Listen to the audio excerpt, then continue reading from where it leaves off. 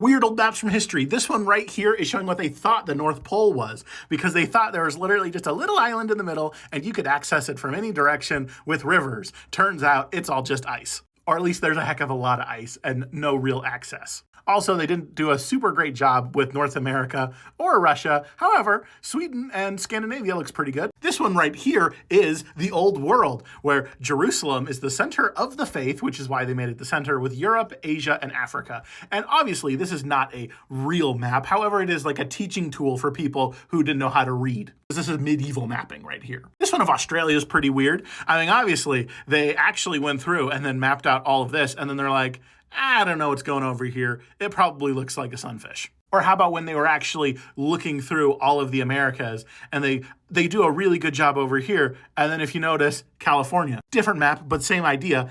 They made California an island. This is because they were going up through the Gulf of California and they went through and then they're like, okay, we don't want to go too far up. Then they went back down. They go through all of this and then they get to, I believe it was the Puget Sound. And they're like, oh, it must be just a big giant island. And then eventually they figured out it wasn't actually an island, but they didn't care enough to actually have new maps made for a little while. In unrelated news, you should come with me to Italy. Book your tickets today.